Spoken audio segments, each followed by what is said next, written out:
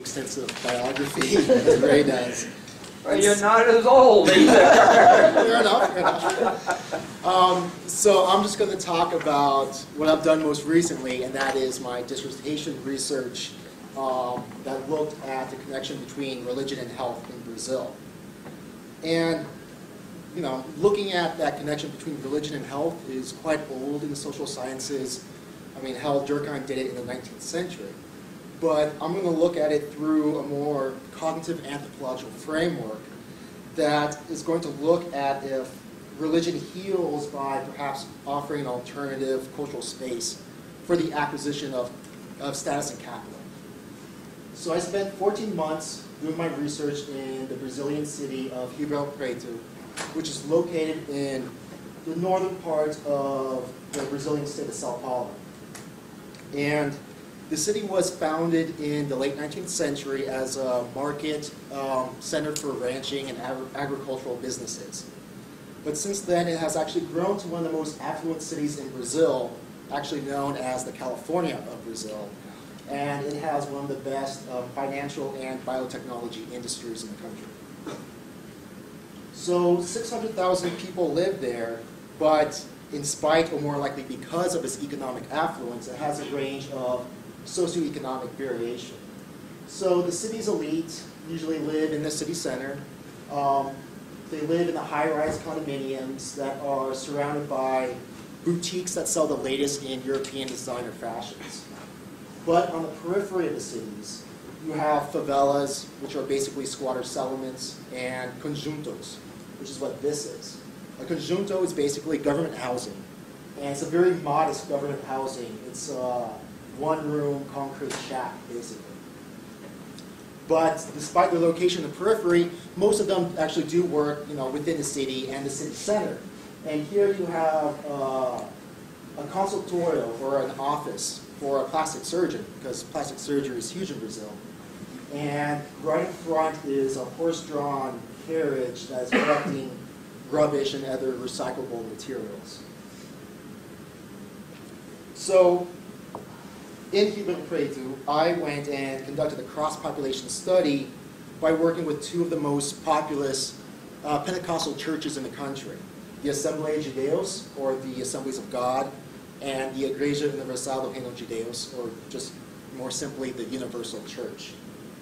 And while both of these denominations identify as being Pentecostal and their members call themselves crentes, which literally means believers, the Assembleia de Deus and the Igreja Universal are actually two divergent ends of this Brazilian Pentecostal belief system. So on the one hand, you have the Assembleia de Deus, which is the more conservative of the Pentecostal traditions, the more traditional, if you will. And so they regularly engage in speaking in tongues, which is basically proof of baptism in the Spirit. And has anyone here heard of glossolalia, or the speaking in tongues in person? Heard of it or heard it? Heard it. Heard it. It sounds different, and roughly it's Shamadamamaha. And I can talk about it later, but I actually tried to speak in tongues as part of my participant observation work. It didn't work too well. You don't have the Spirit. Well, obviously. I tried. I'm sorry. I'll be quiet. And so they're also more conservative. They have a lot of behavioral taboos. Women must wear dresses or skirts at all times. They're not allowed to drink or smoke, and they're not even allowed to dance or play soccer, which is arguably two primary things about being Brazilian, is you dance and play soccer. The Universal Church, however, is, a lot of people call them a neo-Pentecostal church because they're a lot newer on that religious landscape. It was founded in the early 1980s, and they practice what is called the health and wealth gospel. So while a lot of Pentecostal churches tell you that, you know, if you're faithful, you will receive blessings of health and prosperity, the Universal Church makes that explicit and says it's not only a likely outcome, but it is guaranteed to you. So why did I want to study Pentecostals in Brazil to look at that religion-health interaction? Well, there are two reasons. Within the literature, Pentecostalism has been linked with socioeconomic status. The exponential growth of this faith around the world in Latin America and more specifically in Brazil has been disproportionately among the ranks of the poor and socially marginalized individuals.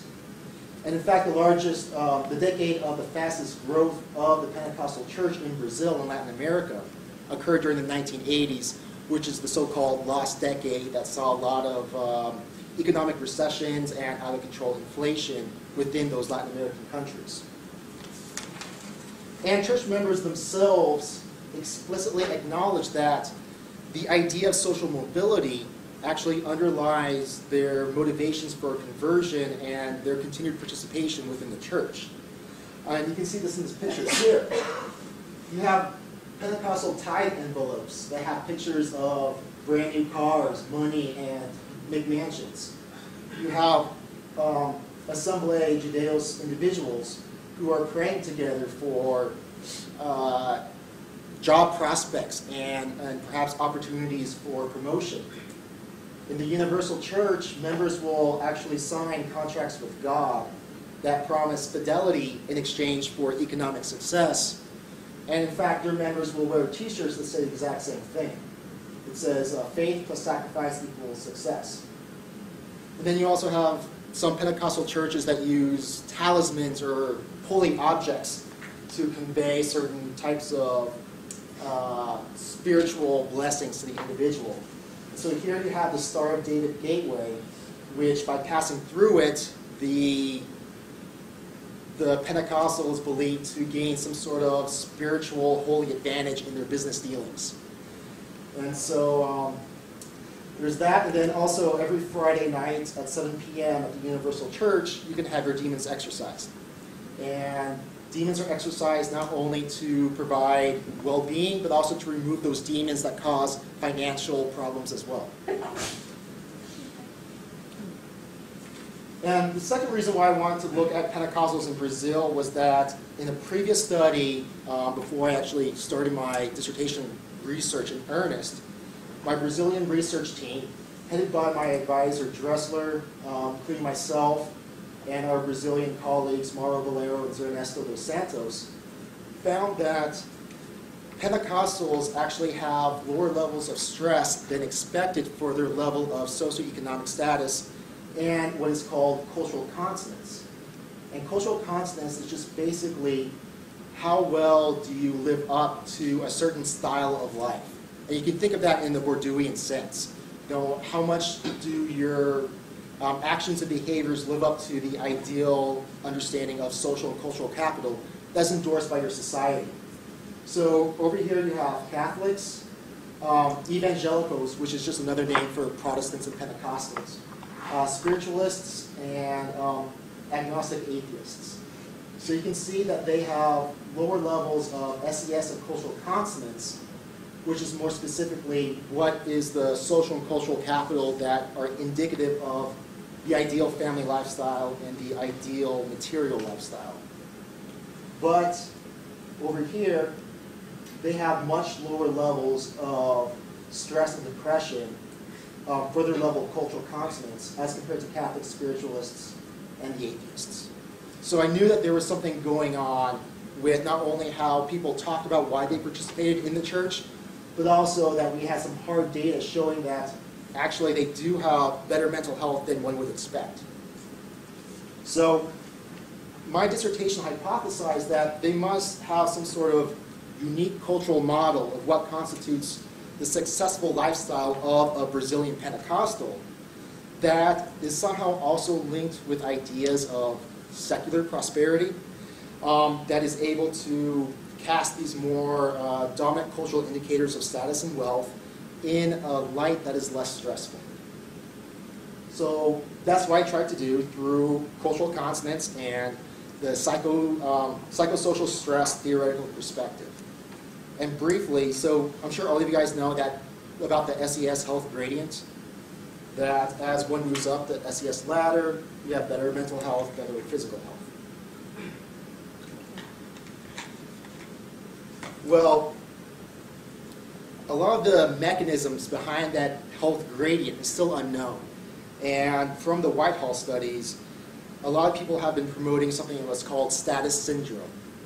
And so that says that the relative, rather than the absolute wealth differences, can actually cause chronic stress in individuals who lack the autonomy or agency to go and actually live up to a certain style of life that is endorsed by society. So as a result, because you don't have that level of cultural capital, you don't have that level of social capital in your social interactions, you're reminded of that. You feel that you are at that lower level of cultural consonance, if you will, and so you get that negative social feedback. You're stressed, you're depressed, then you get hypertension, and you get cardiovascular diseases. And cultural consonance is basically just a means to identify and measure a particular style of life within a population. And so it's basically using mixed method anthropology, which is what this department endorses a lot. And so you start out with identifying a specific domain or style of life, the ideal Pentecostal, that you're interested in. And so you ask informants to go and free list all of the items that are indicative of it. You also do interviews and a good old participant observation. Afterwards, you take those items that describe the domain and you ask individuals to kind of describe the dimensions of it. How are they related to one another? Which are most similar, which are most dissimilar? And you can do this through a variety of means, but most commonly through pile sorts and grading tasks. Now, after which you can do something called cultural consensus, and it's not too important what it is. It's just basically a form of factor analysis. It's just taking what people say constitute the domain, how they organizing it, and testing to see if people are thinking about it in a similar way. Is it statistically similar from one person to another? And if it is, you can say that, yes, there is a shared cultural model of the ideal Pentecostal lifestyle. Then you can ask people to go and admit how well in their own actions and behaviors they live up to that ideal lifestyle. And so all this is basically a complicated way, but a good way of creating a measurement or a scale that has invalidity because it takes the items directly from the speech, actions, and thoughts of your informants. So I did that with my Pentecostals. And they identified 39 items which constitute the ideal Pentecostal lifestyle, or what they call a vida completa, the complete life. And they range from reading the Bible to staying celibate, and of course, receiving those blessings of prosperity. And what's also interesting is they significantly shared this across denominations. So even though the Assembly of Judeos was more traditional and conservative, they ranked these items statistically identical to how the Igreja Universal did. But there's some things going on here. First, they tend to rank items that are more religiously oriented as being most important to a vida completa. Afterwards, there are items that are a little bit more indicative of family relationships and interpersonal relationships. And then finally, there are items that are more indicative of success in secular spaces. So even though these things such as having the conquest of the material lifestyle, having an education, and working hard are ranked as least important, informants still said that they were necessary for this idea of a vida completa. So, doing cultural consonance, I asked a separate group of informants, 110 of them, to tell me how well they live up to these things. And as you can see here, the more one lives up to this model of a vida completa, the less psychological distress they experience. Whereas if you're not living up to that religiously ideal lifestyle, your stress is off the charts. But remember, I wanted to see how religious consonance actually interacts with that secular lifestyle. And so, in order to see if there was some sort of moderation or interaction effect, I took my religious consonance score, and I also asked individuals how well they lived up to that secular consonance measurement I showed you at the beginning of this presentation. And there is, in fact, a significant interaction relationship that's going on. So let me just show you right here. So the red and the yellow are individuals with low levels of secular consonance. That means they have 1 and 2 standard deviations below the mean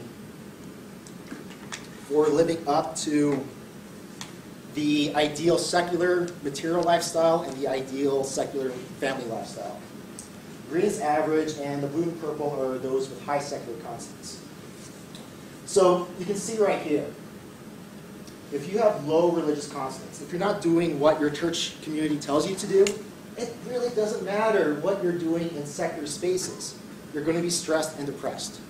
It doesn't matter if you have a good job or not. It doesn't matter if you have a car or not, if you have a house that's well furnished or not, if your family gets along and is successful or not. You're going to be stressed.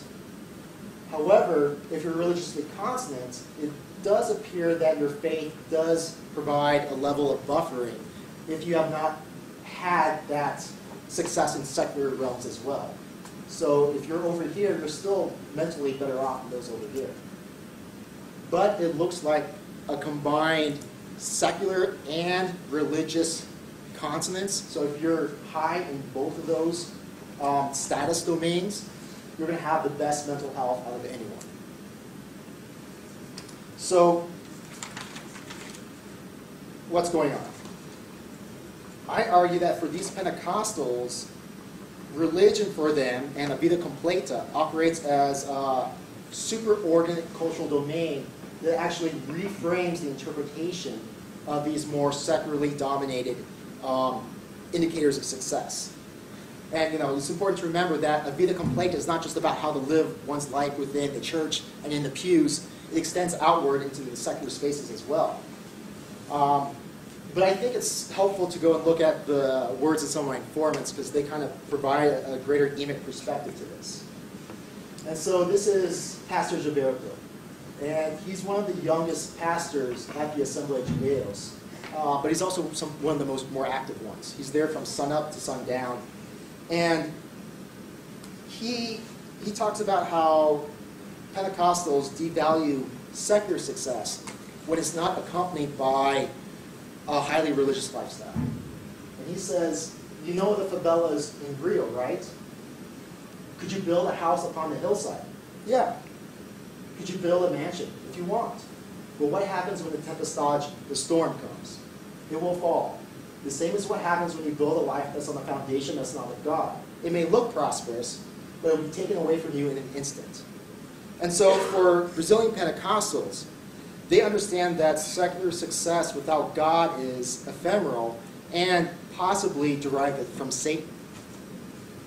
On the other hand, a religiously consonant, so someone who is, lives up to that vida completa lifestyle, but does not have that matching secular lifestyle, is waiting, hoping, expecting that their luck will change.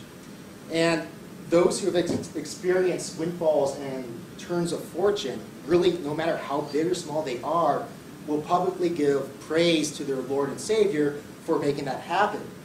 And you can see this in the words of Linda Maria right here. And she says, I was making only 5 reais a week as a seamstress with 2 children to support. I had a debt over 50,000 reais. I was depressed, overcome with self-doubt, but thanks to the Fogueira Santa, which is blessings of the Holy Spirit, my life has changed. I now own my own business, I have 4 cars, my marriage is beautiful, and I no longer have depression. God transformed my life. Now, I'm not sure why Linda Maria needs 4 cars, but testimonies such as hers, and even more mundane ones, such as, God transformed my life, I am now cleaning up sweaty gym towels at the academy. People regularly display these testimonies within church services, and sometimes they go on ad nauseum, hours and hours on end. But the result of that is that members internalize the idea of prosperity as a result of their activity within the church. Through that constant parade of individuals whose lives literally embody this idea of a vida completa. So, to briefly summarize, it looks like that religion actually does address the psychological health issues of creencias. A vida completa and the other discourses of the church address issues of insecurities and what's called dis-ease within the population. And it looks like that a vida completa provides an alternative way of gaining status and capital that is still linked with those dominant societal indicators of status. And it does so by basically reframing the meanings of those through that religious Pentecostal paradigm. So what does this have to do with CSU and homecoming? Well, besides the fact that I could talk about my lifestyle journey, I can talk about it a little bit. I did my BA and my master's here, as Micah said earlier. And in all honesty, I probably shouldn't have been in the master's program. I think my undergrad GPA was a 2.8 or a 2.9, okay? Don't remember my first year of undergrad. But apparently, the professors here saw something in me, a diamond in the rough, I guess. And they admitted me into the master's program and provided an environment for me to mature not only academically but personally as well. And they really provided an environment for me to get to know the professors on an individual level, to understand how to balance this complicated thing of the academy with a personal life. And on the more academic side of things, I can't, honestly, I have friends in a lot of different departments around the country. I just spent the last 4 or 5 years at the University of Alabama, which is a great school. But I think that no other department provides the mixed method training and the mix of theoretical training that CSU does. So not only did I learn qualitative and quantitative methods in the classroom, but also hands-on, working with my advisor and now colleague in Azeroth, Jeff Snodgrass. Azeroth is World of Warcraft. And there's a big story behind how that got going that I'll tell later. And also, you're trained in a range of theoretical perspectives. I went to Alabama, and they're very mixed method oriented, but they're much more empirical. And postmodernism is still a dirty word in a lot of departments. But I think the great thing about mixed method anthropology is you can actually use both of those theoretical orientations together. And here I learned about the basics of anthro theory, but also postmodern thought, and the more empirical lines of theory as well that integrate psychosocial stress theory within the more hard sciences. And so I wouldn't be here today, I wouldn't be a doctor if it wasn't for the faculty. So I thank you, and of course I thank all these other people that allowed me to research them and gave me money for the research and everything else. So.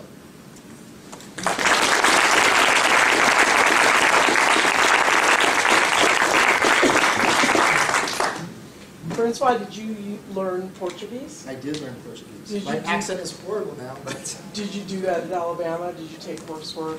I did. Bill Dressler is my advisor at Alabama.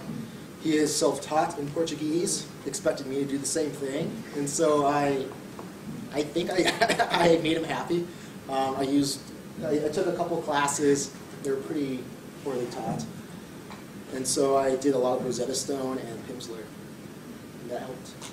And then, of course, just being in the country. When you have to speak another language, you learn it very quickly. I think it was sort of happenstance that we invited 2 people that talked about religious systems as cultural systems. That actually wasn't planned, and it was an interesting juxtaposition of 2 people from sort of going on different trajectories, talking about similar contexts. I can speak for myself. Like, for me, it's so interesting to hear people that had a home at CSU, to see where you're going, particularly in the realm of the academic world, because we are all in that world. Yeah. And the question I always ask and wonder about my students that have continued on is were we rigorous enough? It's a thing that I'm always worried about. Did we offer the rigor that you needed as you moved into higher levels of scholarship? I think you found that Goldilocks zone, because you don't want it to be so rigorous where the student is afraid to come to you with not only academic questions, but personal questions too of how do I find that balance? Because you're not going to be successful without that balance. And I think CSU does that better than any other place. I love Alabama, and I don't want to speak ill about Alabama at all. But I had a huge culture shock going there from talking to Mary and Ann and Micah and Jack, and then all of a sudden having to call my advisor, Dr. Dressler. That was a huge culture shock, and it creates, language creates reality, and it created a boundary between the faculty and the students. And so, I think you guys do it just right. Enough rigor to train us well, but we're not, we get that personal education as well. So maybe we'll continue our conversations over some food and drink.